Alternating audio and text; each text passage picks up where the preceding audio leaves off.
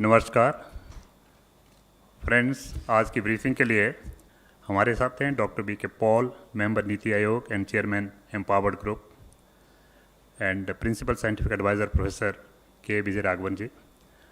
Briefing will be mainly on the development of drugs, vaccines, technology for testing, development of indigenous kits. So I'll request Dr. Paul, sir, आप start करें. नमस्कार. कोविड-19 के खिलाफ जो विश्व का युद्ध है, देश का युद्ध है, लड़ाई है समाज की,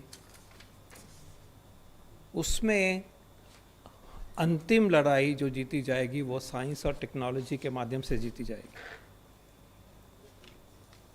वैक्सीन से जीती जाएगी कि किसी को कोरोना पकड़ ही ना सके. दवाइयों से जीती जाएगी कि पकड़ भी ले तो भाग जाएगा. इतनी बीमारियां होती हैं लेकिन कारगर दवाई होती है तो हमें फ़िक्र भी नहीं होता है कि वो बीमारी हो जाए.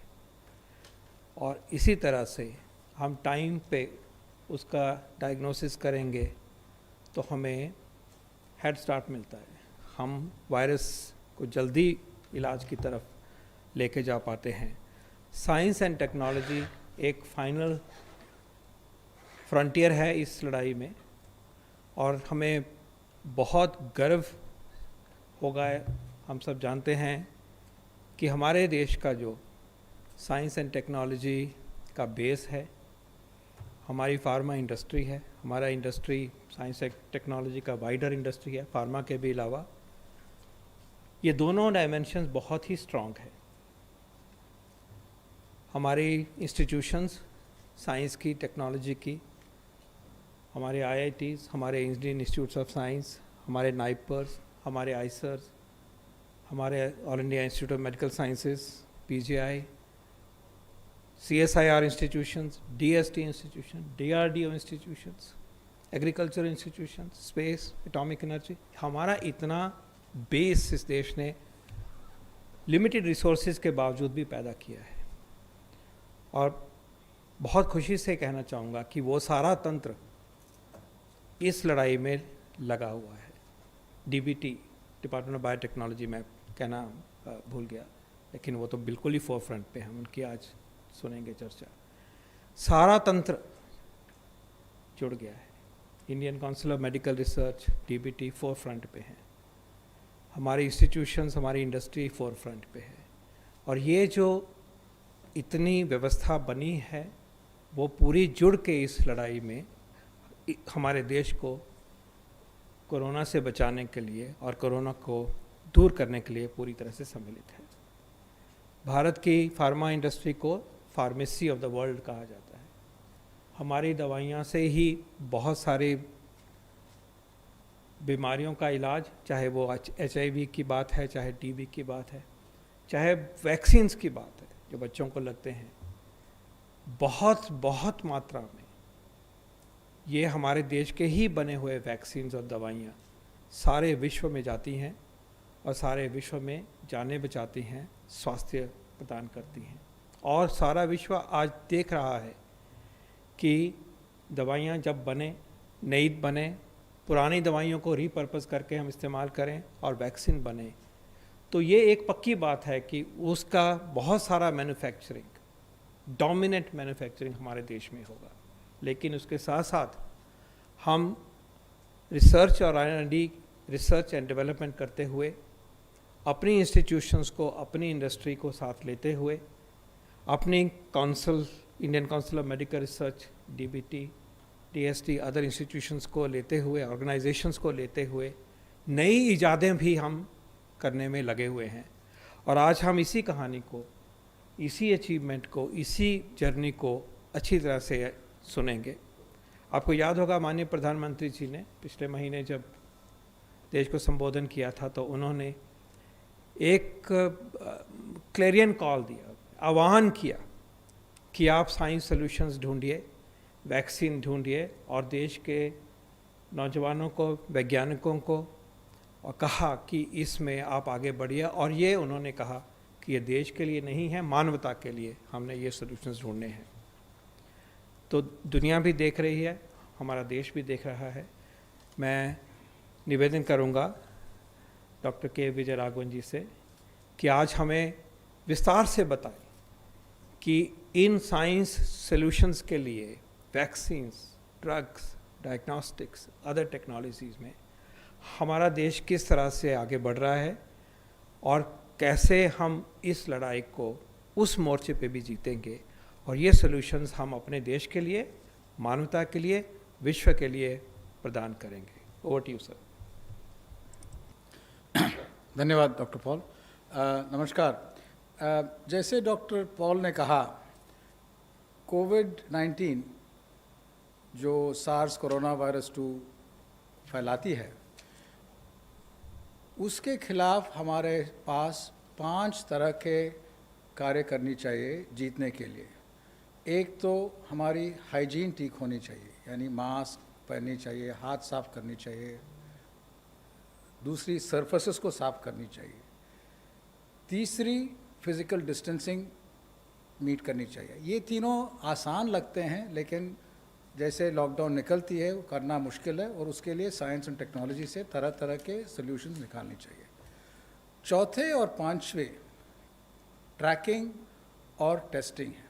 ये 5 हमारे हाथ में, हमारे सोसाइटी के हाथ में अभी भी हैं, जब हम वेट करते हैं वैक्सीन और ड्रग्स के लिए। वैक्सीन और ड्रग्स के साथ हम वायरस को और तेज़ी से अटैक कर सकते हैं डायरेक्टली, लेकिन हमें पहले समझना पड़ेगा वैक्सीन्स कैसे एक्ट करते हैं और कितना समय लगता है और बनने के बाद कैसा डिस्ट्रीब्यूट होता है। वैक्सीन्स एक तरह है कि वो जिस तरह से वायरस हमारे अंदर आके हमारे एंटीबॉडी रिस्पॉन्स उसके खिलाफ लड़ती है, लेकिन रोग इसीलिए फैलती है, the disease spreads because the antibody, the immune response takes a little longer and the virus by the time overwhelms us. With the vaccine के साथ हम जब वायरस आती है तब हम तैयार हो सकते हैं हमारे इम्यून रिस्पॉन्स के साथ। उसके लिए हमें इंजेक्ट करना पड़ता है कुछ वायरस जैसे ही प्रोटीन या पार्टिकल इंजेक्ट करना पड़ता है ताकि हमारा इम्यून सिस्टम तैयार हो। लेकिन एक चीज़ याद रखिए, वैक्सीन हम नॉर्मल लोग को देते हैं, बीमार या almost in very late stage लोगों को नहीं देते, साधारण पॉपुलेशन को देते हैं। इसलिए वैक्सीन का क्वालिटी, सेफ्टी बहुत ज़रूरी है कि पूरी टेस्ट हो। साधारणतः vaccine 10 to 15 years it takes और कॉस्ट होती है $200 या $300 million.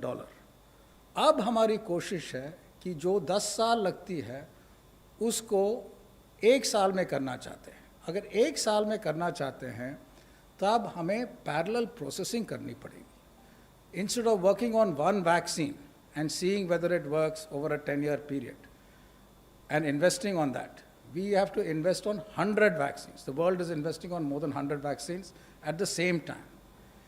Simultaneously, we have to go fast on the regulatory process without compromising quality.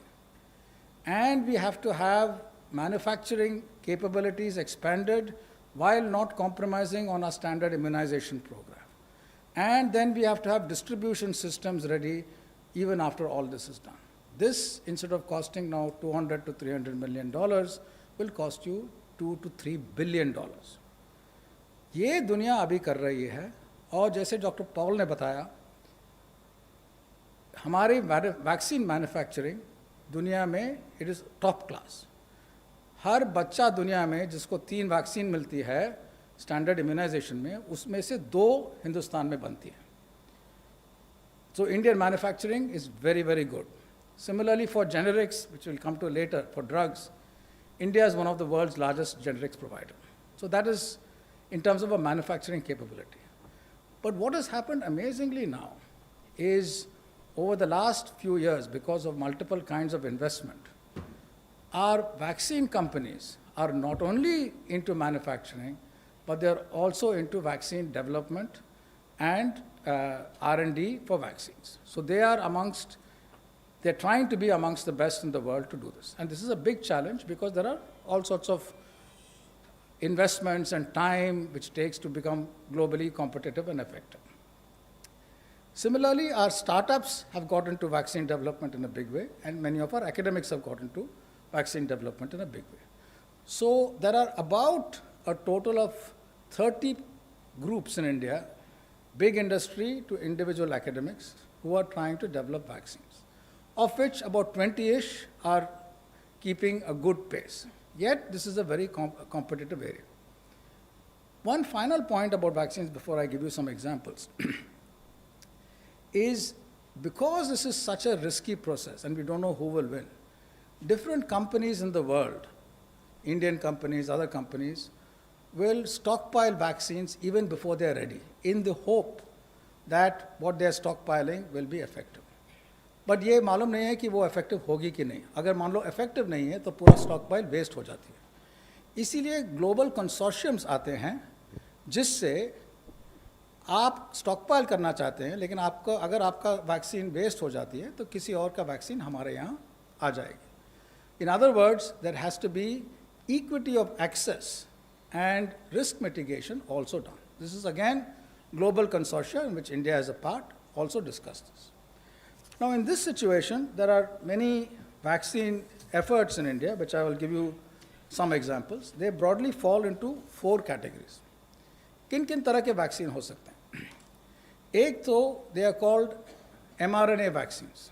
This is the virus का जेनेटिक मटेरियल का एक कंपोनेंट लेके उसी को आप इंजेक्ट कर लेते हैं, वो हमारे शरीर उसको ट्रांसलेट करके वायरल प्रोटीन बनाती है और इम्यून रिस्पांस तैयार होती है. जब वायरस आती है तब वो इम्यून रिस्पांस तैयार है. दूसरी तरह की वैक्सीन जो है वो स्टैंडर्ड वैक्सीन डेवलपमेंट, स्टैंडर्ड कहते हैं उसको, कि एक week version of the virus लेते हैं जो फैलती है लेकिन कोई बीमारी उससे नहीं होती. जैसे हमारे यहाँ जो रोटावैक वैक्सीन आई थी वो एक एटेन्यूएटेड स्ट्रेन से बनाया गया जो रोटावायरस स्ट्रेन है लेकिन कोई प्रॉब्लम उससे नहीं आती. उस तरह के वैक्सीन्स भी होते हैं. कोविड-19 के लिए भी कुछ लोग कोशिश कर रहे हैं. तीसरी, किसी और वायरस की बैकबोन में इस वायरस के कुछ प्रोटीन कोडिंग रीजन को लगा के वैक्सीन बनाते हैं. तो ये तीसरी तरह की वैक्सीन है. और चौथी, ये वायरस का प्रोटीन लैब में बना के उसको एक दूसरे स्टिमुलस के साथ, एडजुवेंट कहते हैं उसको, लगाते हैं. ये 4 तरह, हर तरह की वैक्सीन कई साल लगते हैं नॉर्मली, और ये 4 तरह के वैक्सीन सब लोग ट्राई कर रहे हैं. तो क्या हो रहा है देश में? एक हमारे कई कंपनीज़ हैं, वो उनका नाम नहीं लूँगा, आप सबको मालूम है. कुछ लोग एक फ्लू वैक्सीन के बैकबोन में कर रहे हैं. वो लगता है कि वो लेट प्री क्लिनिकल स्टेजेस में हैं अभी. लगता है कि अक्टूबर इस साल तक वो प्री क्लिनिकल स्टडीज़ हो जाएगी. कुछ और फरवरी 2021 में एक प्रोटीन बना के तैयार रहे हैं. और कुछ स्टार्टअप्स हैं, जैसे हमारे इंडियन इंस्टीट्यूट ऑफ साइंस में और दूसरे जगह स्टार्टअप्स हैं जो बड़े कंपनी के साथ यहाँ और बाहर कोलैबोरेट कर रहे हैं और वैक्सीन बना रहे हैं. और कुछ हमारे एकेडमिक इंस्टीट्यूट्स हैं, वहीं बना रहे हैं कई तरह के वैक्सीन. ये 4 तरह के वैक्सीन हर जगह ट्राई किया जा रहा है. साथ साथ हमारे वैक्सीन कंपनीज़ बाहर के वैक्सीन कंपनीज़ के साथ भी कोलैबोरेट कर रहे हैं, जिसमें या वो लीड कर रहे हैं या हम लीड कर रहे हैं. सो 3 ब्रॉड तरह के वैक्सीन्स एफर्ट्स हैं. एक जहां हम खुद यहाँ ट्राई कर रहे हैं, दूसरा कोलैबोरेट कर रहे हैं जहां हम लीड कर रहे हैं उन बाहर के लोगों के साथ, और तीसरे बाहर के लोग जहां लीड हैं उनके साथ कोलैबोरेट कर रहे हैं. और जहां भी वैक्सीन बनती है मैन्युफैक्चरिंग के लिए पार्टनरशिप करने के लिए वो भी उम्मीद करेंगे. तो ये हुई वैक्सीन डेवलपमेंट के बाद. एक और चीज़ मैं बताना चाहता हूँ कि when a vaccine is made, it is not like a switch which will be available to everyone on day one. This disease is such unusual compared to other vaccine preventable diseases where people from the youngest to the oldest will need a vaccine. And people in every kind of country in the world will need a vaccine. This is not a rich country's disease or a poor country's disease. It's everyone's disease. So the logistics of making the vaccine accessible to everyone is a big challenge, and that is also being discussed now. Who are the first people who should get it in the front lines? Who are the most vulnerable? How does one form protective rings by giving to specific kinds of people at specific times? That is one thing. Second thing, people often ask, when will the first vaccine come? As if when the first vaccine comes, all other vaccines are meaningless. Remember that the first vaccine is the first vaccine to be ready. It will be a vaccine, it will be for 1 dose or 2 doses or 3 doses. Then there will be another vaccine which will be better in some context. There will be a third vaccine which will be better in some other context. This is such a huge pandemic that there is no meaning to say coming first or coming second. There is enough room for all players who are developing vaccines, so there is room for people who are going reasonably fast, there's room for those who are going slow and steady, and those who are coming a little later will learn from others and deliver. So this is very, very important to keep in mind. Now let us go to the next topic, which is about drugs. Just as vaccines can prevent the disease because our immune system attacks it as the virus enters us, drugs have a different kind of positive effect. It has a positive effect similarly, but a different kind. It attacks the virus chemically after it is entered. Now, this is a very big challenge. It is a big challenge because the virus principally uses our machinery to replicate. There is not too much which is unique only to the virus. So a drug which is designed to attack the virus, if it is not done in a manner which attacks only the unique part, will attack our body parts also and will have huge side effects. But designing a drug which attacks only the virus is a very big challenge. Second challenge with drugs is the following. The virus comes into a cell, one virus particle can divide and result in thousands of particles in a cell. The result of this is that if you have a drug, you have to attack the virus early. Otherwise, the dose required to kill those thousands is too much in multiple cells, and you can't do that. Well, that is a challenge. You have to give it at the early stage. So drugs can be, which are given at the early stage. The advantage of drugs is that even after the disease itself has gone, there would be other kinds of drugs which are used to treat later symptoms. They are also very useful. So drug is very important. Now, there are three broad categories of drugs which we can have. Two, I'll leave the third aside for now. Eighth, though, you look at drugs which are already available for all sorts of other illnesses. And by some rational analysis, you say that, look, these kinds of drugs can be repurposed to be used against COVID-19. That is very important. For example, if there's a drug which affects viral replication, then in one case, it could work over here. Remdesivir is such a case, right? So there are others which will affect the acidity of different compartments inside the body where the virus goes, and that could be more general. So there are these kinds of drugs which one can try, and proper efforts need to be made to check whether they work. The nice thing if they work is that you already have a drug which is available and it will work fast. The other is to design new drugs, and designing new drugs is a very, very big challenge. Just like with vaccine, it takes a very, very long time. And most attempts fail, therefore you have to try a lot. What we have embarked upon something in India is something rather unusual. In addition to our science agencies working on drug development and design and laboratory work, the CSIR and the AICTE have embarked on a drug discovery hackathon. Now, this is not a routine kind of hackathon. This is a very high-end hackathon where students are trained with information on how to do computational drug discovery, and they will get access to the expensive computational tools to design drugs. And once certain candidates look good computationally and having a right fit, they can then be taken through startups in partnership with CSR through laboratory routes to test. Will this work? This is very, very low probability of working if you try it on a small scale. But if you try it on a very large scale, you've bought enough lottery tickets, the hope is that some of them will be winners. So this is what is happening in drug discovery, both the repurposing and the new drugs. Finally, let me come to testing and diagnosis.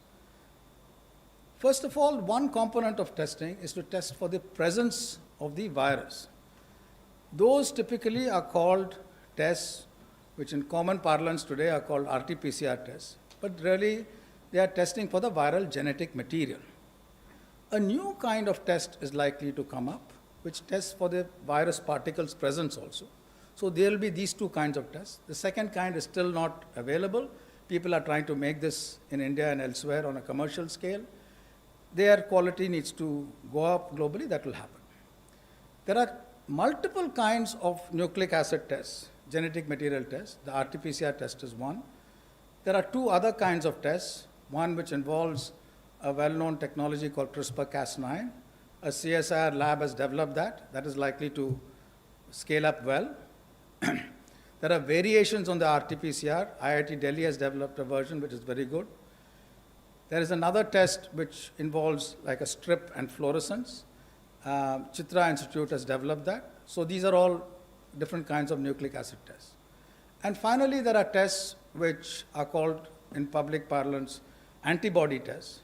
You've heard a lot of concerns about them. The concerns come because there are two components those tests need to have.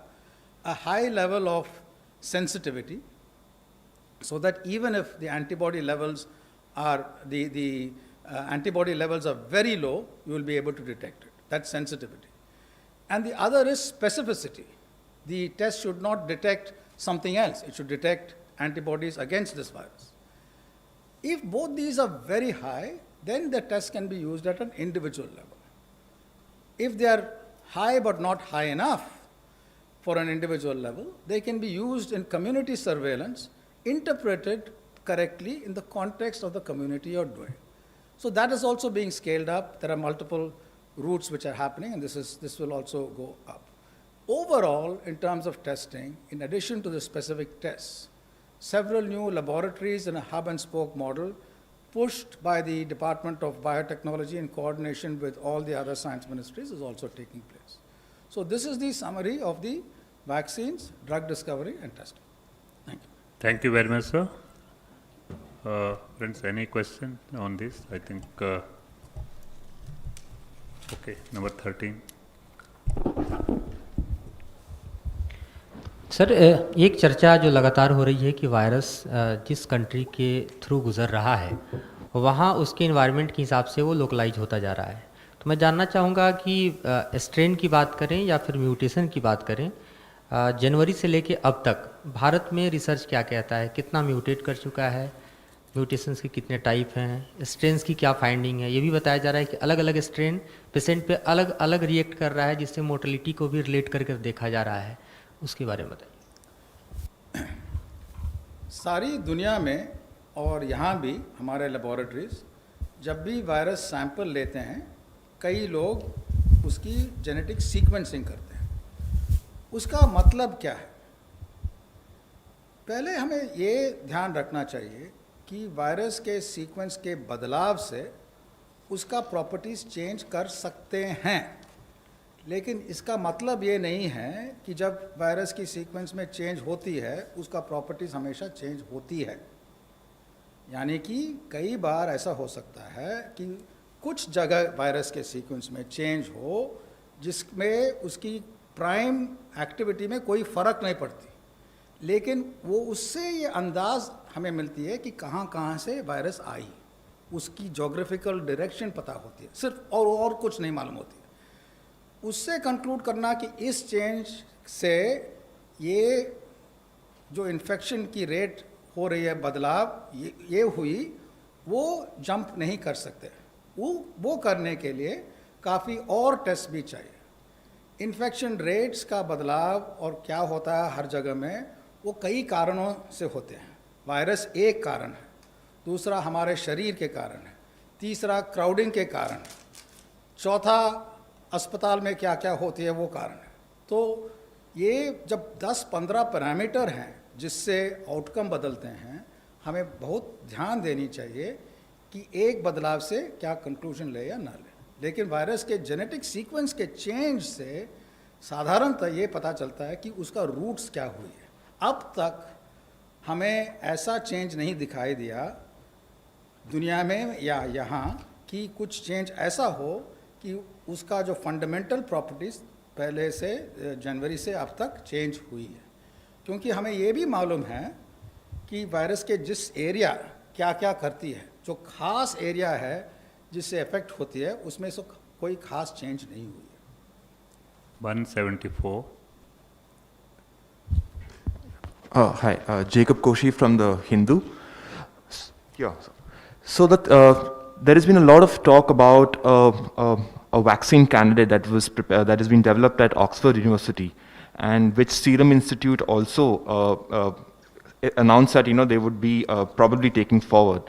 But initial studies show that even though they are testing it out in human volunteers, when it was tested on monkeys, it turned out that it did not really prevent the spread of the virus among the monkeys, but it prevented it from pneumonia. I mean, more serious manifestations of the disease. So, if at all were such a vaccine to be available, and would that serve India's purposes, or would it be ideal to wait for a vaccine that meets all the standards as vaccines typically in a normal world always do? Or would we also be open to settling for whatever is the best available? In vaccine development, we always settle for the best available when a first vaccine comes. And research labs and companies never stop developing a better vaccine. So it is always puzzling to many people. We already have a vaccine for measles or rubella or rotavirus. Why are companies doing more and more? Because they want to move the efficacy from 55% to 59%. They want to move the cost from 100 rupees to 60 rupees. They want to remove a cold chain. Similarly, these kinds of vaccines, we don't know yet. Typically, in animal trials, one of the principal reasons of animal trials was to get answers which you can guess about what happens in humans. But one of the standard criticisms of animal trials was that how much can you extrapolate into humans? In terms of toxicity, for example, you can extrapolate in very many contexts. In terms of immunogenicity, a little likely, but there are some caveats. In terms of disease responses, right, to jump to a conclusion, it depends on who you are. In one perspective, it's the glass half empty. In another perspective, it's the glass half full. So this is a big issue because we really don't know how primate studies will go on. But remember, the whole point which we're doing here is this would be a matter of concern if this were the only vaccine attempt being taken. But this is one amongst many. So let's see what happens. Too early to say. 154. Sir, पूरे देश से लोग वापस जा रहे हैं अपने गांवों की तरफ, Sorry. वापस जा रहे हैं। क्या कोई ऐसा डाटा अभी कलेक्ट हो पाया है कि रूरल एरियाज में क्या स्थिति है? I think the question should be specific. This is on the research side and science side. अगर आप health वाला या home ministry वाला issue करेंगे तो we will be diverting. Let us focus on this science and technology and research side. ठीक। Okay, 16 नीलू. Sir, आपने एक बताया कि यूनिक आइडिया लिया ड्रग डेवलपमेंट के लिए और बहुत सारे स्टार्टअप्स को, साइंटिस्ट को, इंस्टीट्यूशंस को एक साथ जोड़ दिया, उसके लिए प्लेटफॉर्म बनाया और अलग अलग सब लोग मिलके एक साथ डेवलप कर रहे हैं। 2 महीने लगभग हो गया, आपने ही खुद इसमें इनिशिएटिव लिया था और 2 महीने हो गए। कहाँ तक हम पहुँचे? कुछ डेवलपमेंट कुछ अच्छा लग रहा है कि जिसमें हम अभी ट्रायल पे जाए, ह्यूमन ट्रायल पे या एनिमल ट्रायल पे कहीं किस पे जा सकें हम? ज़रूर। इसका जवाब देने के लिए, समझने के लिए एक चीज़ हमें ध्यान रखना पड़ेगा कि क्या क्या कंपोनेंट्स हैं जो वैक्सीन डेवलपमेंट में आती है। एक तो आपके लेबोरेटरी ऐसी होनी चाहिए जहां आप वायरस के जेनेटिक सीक्वेंस को लेके किसी और ऑर्गेनिज्म या मान लीजिए यीस्ट पे, है ना, बेकर्स यीस्ट में डाल सकते हैं ताकि वो वायरल प्रोटीन बहुत ज़्यादा बनाए। ये पेपर में लगता है कि बहुत आसान है, लेकिन ऐसा करने वाले लेबॉरेटरी जो ठीक से कर सकते हैं, आइसोलेटेड कंडीशंस में कर सकते हैं, कम है। वो भी लोग किए हैं, या 2-3 लेबॉरेटरी किए हैं, तो वो स्टेज आना ज़्यादा मुश्किल नहीं है। वैक्सीन डेवलपमेंट में हर स्टेज जब आगे जाते हैं मुश्किलता ज़्यादा बढ़ती है। इसके बाद आपको अगर आगे जाना है तो किसी कंपनी के साथ पार्टनर करके कंपोनेंट्स वैक्सीन में ऐसे बदलाव ले आना, वो प्रोटीन में ऐसा चेंज लगाना है कि आप टेस्ट कर सकते हैं एनिमल में। वो भी हो सकता है, वो भी हो चुकी है, कई जगह हो चुकी है। उससे वो क्या टॉक्सिक है या नहीं पता चलती है। तीसरा फेज़ 1 या फेज़ 2 ट्रायल्स पे जाना है, जहाँ जब ह्यूमंस में डालते हैं कोई मुश्किल नहीं होनी चाहिए ह्यूमंस को। वो बहुत मुश्किल है और वो इंडियन कंपनीज या इंडियन कोलैबोरेटर्स अब तक आए नहीं। लगता है कि कुछ महीने में, 5-6 महीने में आ जाएंगे।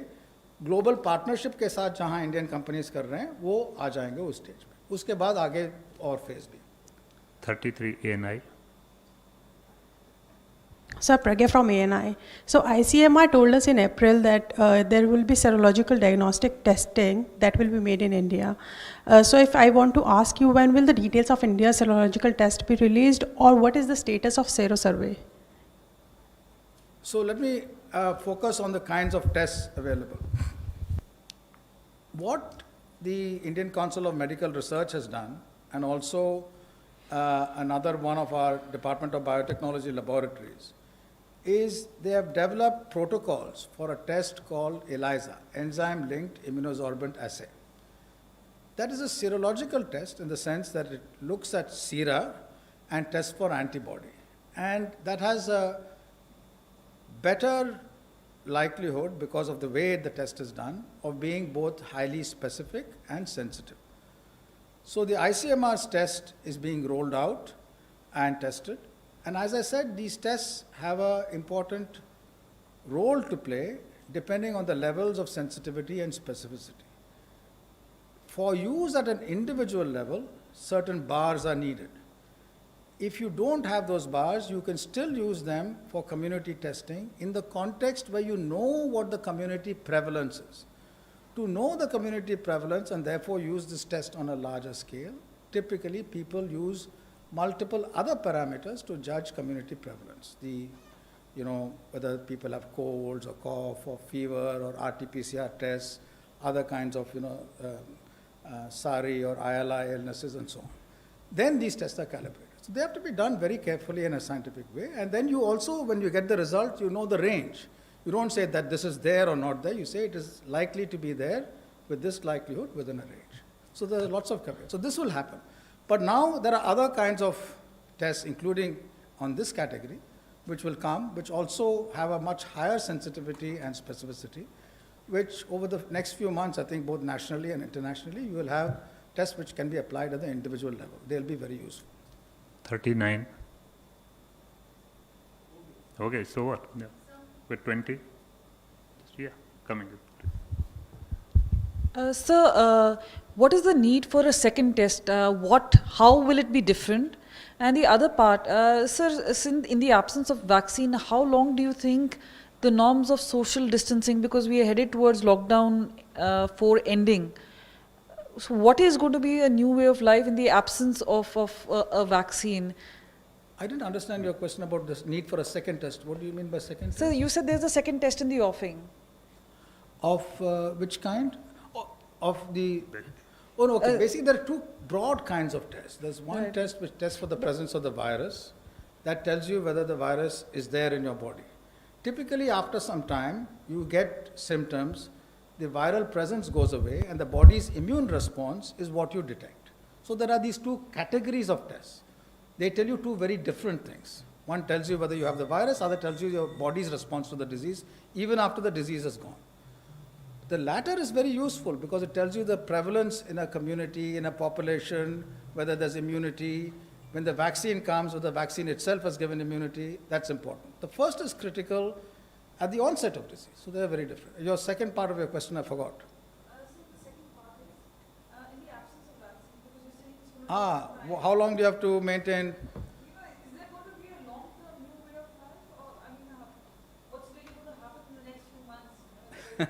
Leave the lights. No, as I said, even when the vaccine comes, you will have, distribution matters to be attended to. But fundamentally, I think it's important for us to not only stay calm, but to address every complexity in a way by which you break it down to its components and do it. None of this is unsurmountable or difficult, or that we have to wait for this magical vaccine to come. Vaccines will come, but they will have its complexities and it will go. What do we do till then? Simple.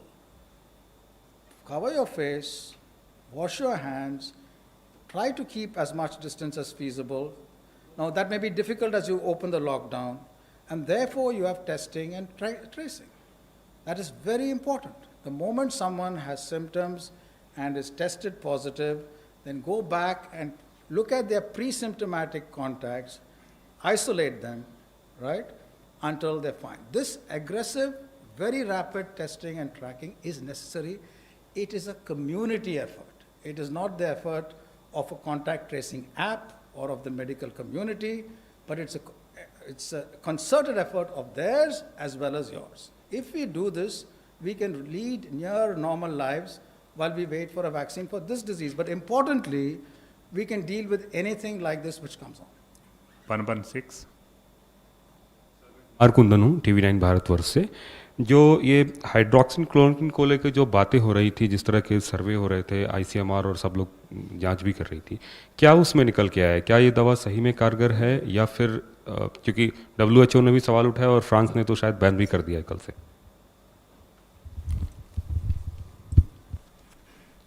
Hydroxychloroquine Covid में जो इस्तेमाल हो रही है, उसके ऊपर दुनिया में काफ़ी काम है। सिर्फ WHO का मेन ट्रायल जो है सॉलिडारिटी, जिसकी चर्चा हुई है, वही एक नहीं ट्रायल है। बहुत सारे देश अपने तरीके से हाइड्रोक्सीक्लोरोक्विन को देख रहे हैं और अपने देश में भी इस पे काम हो रहा है।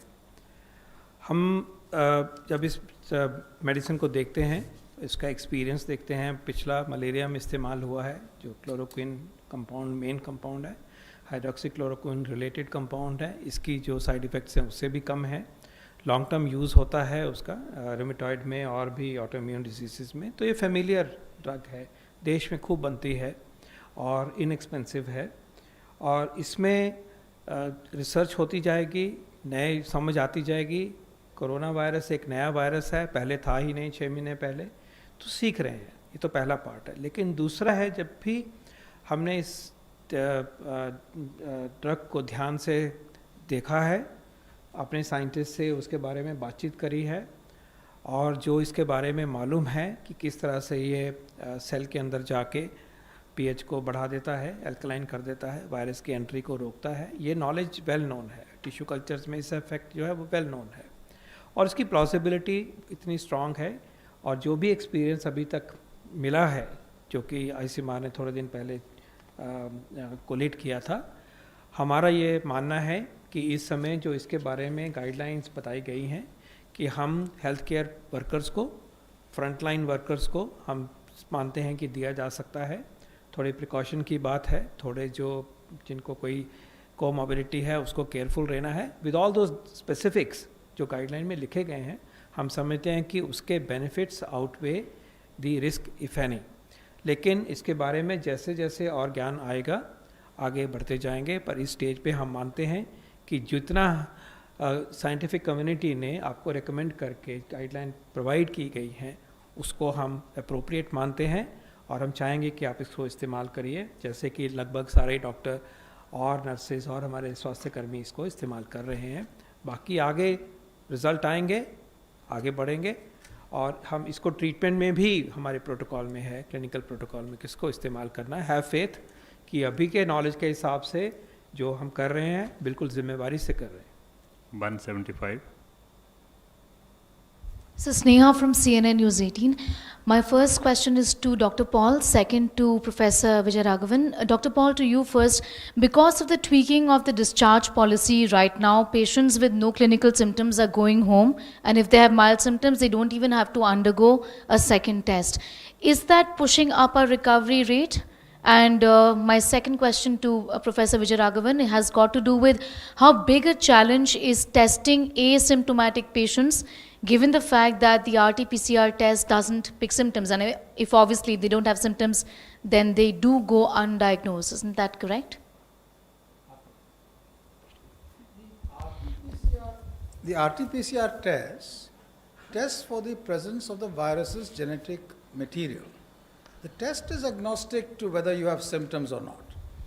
It is possible that at late stage of the disease, either in asymptomatic people when there is no symptoms at all after a long time, or in symptomatic people when the disease goes down, that you don't have the presence of the virus. But whether you're asymptomatic or not, if the virus is there, the RT-PCR test will pick it up with a great likelihood. So my question on discharge. दूसरा जो सवाल आपने किया है वो उसका उत्तर जो है वो साफ है। अभी तक हम उससे इन गाइडलाइंस के आने से पहले डिस्चार्ज कर रहे थे थोड़ी देर के बाद, और कुछ कंडीशनैलिटीज़ थी कि एक टेस्ट करेंगे नेगेटिव आएगा वगैरह, तो इस स्टेज पे आप कर रहे थे। लेकिन ये भी याद रहे कि ये पेशेंट ठीक हो चुका था और सिर्फ इंतज़ार कर रहा था, एक तरह से देखा जाए।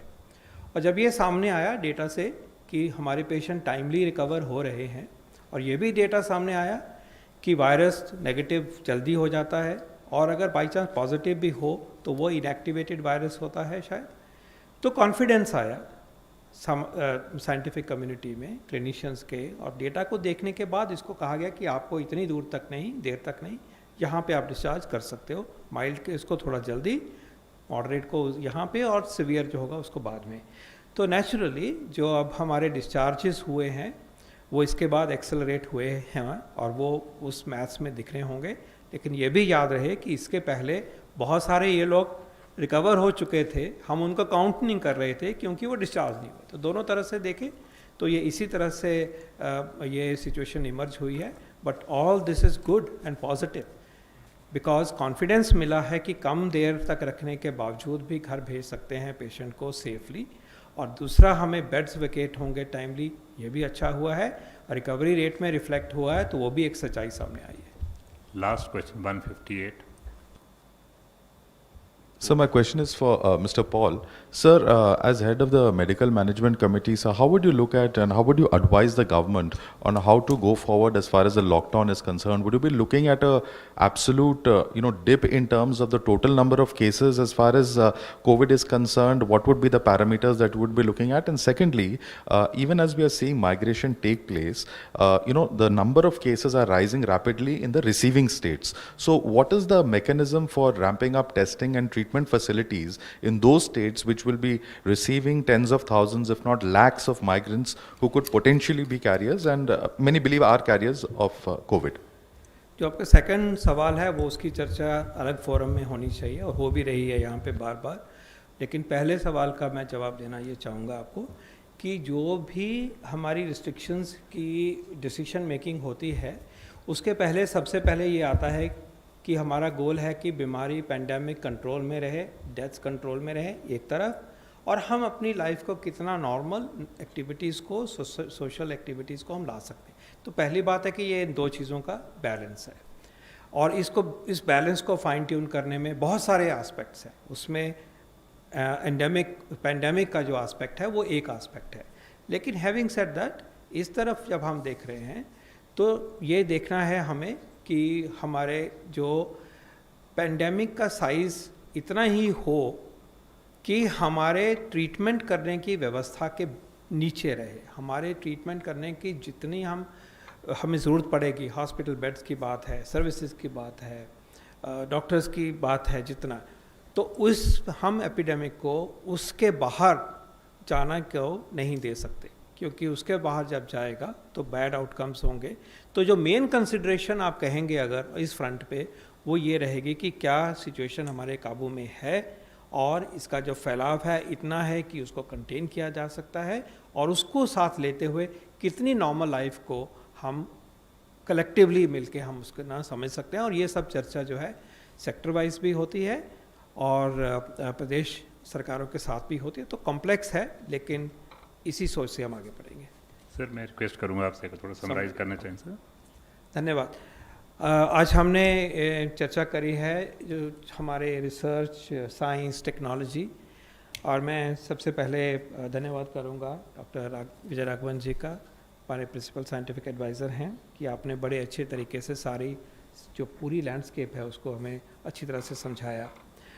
दो तीन बातें ऐड करूंगा और समाप्त करूंगा कुछ ही मिनटों में। सबसे पहले मैं ये कहना चाहूँगा कि एक इस परिप्रेक्ष्य में जो हमारा रेगुलेटरी सिस्टम होता है उसकी बहुत बड़ी भूमिका होती है। मान लीजिए कि एक दवाई को हमने देश में लाने की परमिशन देनी है या ट्रायल करना है या वैक्सीन का ट्रायल करना है, उसमें क्योंकि ह्यूमन सेफ्टी का एंगल बहुत बड़ा होता है कि उसमें फ्रॉड नहीं हो, गलती नहीं हो, ऐसा ना हो कि वो नुकसान ही कर दे, तो रेगुलेशन उसको पकड़ने की कोशिश करती है, तो टाइट देखती है, स्क्रूटनी करती है। तो मैं बहुत खुशी से कहना चाहूँगा कि जो हमारा रेगुलेटरी सिस्टम है, जो CDSCO है, office of the drugs controller general of India है, और इसी तरह के रेगुलेटरी सिस्टम ICMR के अंतर्गत जो है, DBT के अंतर्गत है, वो बिल्कुल उनको इतना वो अपने मिशन मोड में काम कर रहे हैं। ये जो क्लियरेंसेस हैं सारे पैरामीटर्स को देखभाल करते हुए भी, बिना सेफ्टी के और मेथडोलॉजी का कॉम्प्रोमाइज़ करते हुए भी मिशन मोड में दिन रात काम कर करके 24 घंटे में 48 घंटे में परमिशन दी जा रही हैं और फैसिलिटेट किया जाए। परमिशन देना तो एक एस्पेक्ट है, उसके अलावा मदद करी जा रही है कि खुल के हर तरीके से जो हम मदद कर सकते हैं, चाहे वो इंडस्ट्री है, चाहे वो साइंटिस्ट है, चाहे कोई एंटरप्रेन्योर है, चाहे कोई स्टार्टअप है। तो एक ये भी रिकॉर्ड में लाने के लिए मैं रिक्वेस्ट करूँगा, आज आपके सामने खुशी से कहूँगा कि एक सिस्टम ऐसा बनाया गया है कि जो बिल्कुल तेज़ी से काम करता है, और वो सर के ऑफिस में वो कोऑर्डिनेशन है और हर चीज़ का जवाब देते हैं। कुछ टेक्नोलॉजीज़ की हमने आज बात नहीं करी है, हम अपने तरीके से अपने वेंटिलेटर्स भी बना रहे हैं, हम नई PPE बना रहे हैं, कुछ डिसइंफेक्शन की चीज़ें भी आ रही हैं, और भी वो एक डायमेंशन है, लेकिन आज हमने ये फोकस रखा है। सीरो एपिडेमियोलॉजी का एक सवाल था, वो ICMR 69 ज़िलों में कर रहा है। उसके रिज़ल्ट हमें उम्मीद है कि हम अगले हफ्ते उन रिज़ल्ट्स को साझा करेंगे, और उससे जो सीख मिलेगी उसमें साइंस को भी मदद होगी और हमारी पूरी स्ट्रेटजी को भी मदद होगी, और जो सवाल आप पूछ रहे हैं कि कैसे आगे बढ़ा जाए उसमें भी हमें मदद होगी। ये खुशी की बात है। अगर मैं अब मैं समराइज़ करूं कि हमने आज क्या सुना, राइट, तो सबसे पहले मोटे तौर पे कह सकता हूं कि जो डायग्नोसिस है, किट्स की बात करी जा रही है, तो मैंने सीखा है आज कि लगभग 20 कंपनीज ने हिंदुस्तान की लगभग 20 कंपनीज ने डायग्नोस्टिक किट देश को प्रदान किए हैं, और जब हमारी ज़रूरत पूरी हो जाएगी तो दुनिया को देंगे। और मुझे खुशी है कहने में कि हम 500,000 इंडिजिनस किट्स, 5 लाख हिंदुस्तानी किट्स, एम आई राइट, जुलाई के महीने तक रोज़ 5 लाख की कैपेसिटी हिंदुस्तान की इंडस्ट्री की इन 20 लगभग कंपनीज, और इससे भी ज़्यादा जो और जुड़ जाएंगी, हम दे पाएंगे। तो ये एक पहली अचीवमेंट है। दवाई के फ्रंट पे मेरे नॉलेज में है कि हम बहुत सारी मेडिसिन्स को ट्राई कर रहे हैं, उनको मैं आज नाम लेना चाहूँगा सर आपके समक्ष। फेविपिरावीर एक दवाई है, वो जो बाकी एंटीवायरल ड्रग्स होती हैं वो सारे VIR के नाम से जुड़ी होती हैं। एक ओरल मेडिसिन है, इसको एक बिल्कुल ट्रायल में चली हुई है। एक हिंदुस्तान का एक प्रोडक्ट है, प्लांट से बना है, फाइटो फार्मास्यूटिकल कहते हैं, ये CSIR की लेबॉरेटरी से और DBT लेबॉरेटरी से आगे बढ़ा है। इसका ट्रायल ACQH कहते हैं, इसका नाम जो अभी है, उसका ट्रायल चला हुआ है। These are all Indian trials. एक इटोलिजुमैब है जो कि एक आर्थराइटिस में दी जाती है, सोरेटिक आर्थराइटिस में, लगता है कि उसका इसमें रोल है, उसका एक ट्रायल चला हुआ है। BCG वैक्सीन जो है वो अगर हमने बचपन में लिया होगा, अगर हम दोबारा ले तो हमारी बॉडी जो है उसका एक इम्यून सिस्टम अपने आप से ऊपर आ जाता है, टाइट हो जाता है, रिस्पॉन्ड करता है, और वो फाइट करता है जनरल सब चीज़ों के लिए, और कोविड को भी फाइट करता है, ये ऐसे लगता है। इसका ट्रायल हिंदुस्तान में चला हुआ है। माइकोबैक्टीरियम W है, वो भी एक रिलेटेड कंपाउंड है, वो भी इसी तरह से जैकअप करता है इम्यूनिटी को, उसका ट्रायल PGI में है और इंस्टीट्यूशंस में है। कन्वेलेसेंट प्लाज्मा का ट्रायल ICMR ने अपने देखरेख में करवा रहे हैं। इसी तरह से एक दवाई अर्बिडोल की तरफ नज़र है CSIR की। इसी तरह से आपको मालूम है कि देश हाइड्रोक्सीक्लोरोक्विन पे भी लगा हो, जैसे मैंने अभी कहा, और रेमडेसिविर पे भी नज़र है, सॉलिडेरिटी ट्रायल के भीतर भी और उसके बाहर भी। तो कहना चाहूँगा कि ये रियल ड्रग मॉलिक्यूल्स जो हैं वो हमारा देश इनको टेस्ट कर रहा है और अग्रणी श्रेणी में है इनको टेस्ट करते हुए, और पूरे rules regulation science safety ethics उन सब से मिला के इसको किया जा रहा है। और वैक्सीन में मेरी सर समरी जो मैंने आपसे सुना वो समरी ये है कि अगर हम इंडस्ट्री की बात करें तो कम से कम 8 वैक्सीन कैंडिडेट्स के ऊपर काम हो रहा है, जिनमें से 4 रिलेटिवली आगे हैं। ये बहुत बड़ी बात है और ये बनेंगे यहाँ पे। और अगर हम उन वैक्सीन कैंडिडेट्स की बात करें जो हमारे साइंस नेशनल साइंस लेबॉरेटरीज़ बना रही हैं हमारे देश की, चाहे ICMR की लेबॉरेटरीज़ हैं, DBT की हैं, CSIR की हैं, तो वो सर मुझे पता है लगा है कि 6 कैंडिडेट्स हैं हमारे पास, और उनमें से 2-3 हमें बहुत उम्मीद है और ये हम चाहेंगे कि वो कम्पीट करें, देखें कौन सबसे अच्छा है। तो ये बड़ा काम जो है वो हो रहा है।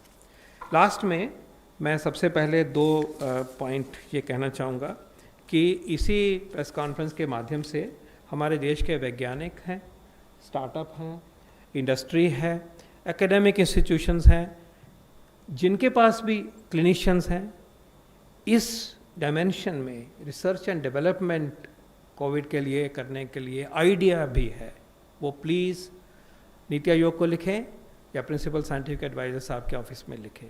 हमें पहुंचना चाहते हैं उस तरफ, आपके आइडिया को पूरी गंभीरता से लेके उसकी पूरी मदद करने के लिए कोशिश करेंगे। ये व्यवस्था बनी हुई है और उसमें हम आपके साथ जुड़ेंगे। और हैकाथॉन की जो बात करी है सोचा जाए तो वो भी उसका एक हिस्सा है कि आइडियाज़ को इकट्ठा करें, हिंदुस्तानी आइडियाज़ को इकट्ठे करें, हिंदुस्तानी सॉल्यूशंस बने।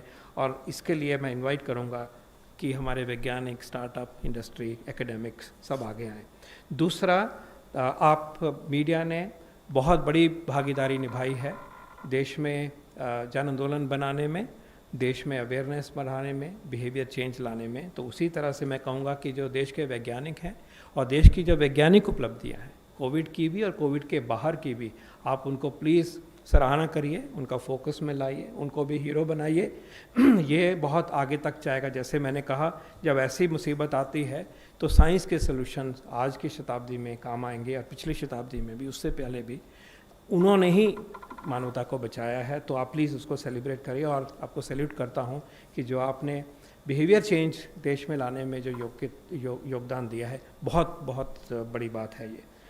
लास्ट में अब हम धन्यवाद करेंगे 3 बारी। सबसे पहले मैं धन्यवाद देना चाहूँगा जो हमारे साइंटिस्ट हैं जो जूझ रहे हैं। और मैं आपको एश्योर कर दूं कि ये जो काम किए जा रहे हैं, चाहे ड्रग है, चाहे डायग्नोस्टिक है, बहुत मेहनत का, बहुत प्रिसाइज, बहुत सेफ्टी से काम किया जाता है। वायरस के साथ आप डील कर रहे होते हो, बहुत प्रिसीजन से काम होता है, बेस्ट प्रैक्टिसेस होती हैं। तो हम अपने जो वैज्ञानिक हैं सर, उनको हम धन्यवाद देना चाहेंगे। दूसरे हम धन्यवाद देना चाहेंगे जो हमारी इंडस्ट्री रिसर्च भी कर रही है और आगे भी संभव करेगी कि स्टॉक पाइलिंग हो, करोड़ों डोजें बनेंगी दवाइयों की और वैक्सीन्स की, उसकी तैयारी में जो लगी है एकजुट होकर अपने रिसोर्सेज के साथ, अपने जोश के साथ, उनका हम धन्यवाद करेंगे। और तीसरा धन्यवाद हम अपनी जो साइंस इंस्टीट्यूशंस हैं, मैं चाहूँगा कि आपकी तरफ से मैं उनका धन्यवाद करता हूँ। Indian council of medical research, department of health research का, डिपार्टमेंट ऑफ बायोटेक्नोलॉजी DBT का, department of science and technology DST का, department of research and development जो हमारी DRDO है, डिफेंस रिसर्च की, CSIR का, डिपार्टमेंट ऑफ एटॉमिक एनर्जी भी जुड़े हुए हैं। आपको खुशी होगी कि सारा जहाँ भी साइंस लोकेटेड है वो सब इस लड़ाई में है, उनका धन्यवाद करूँगा।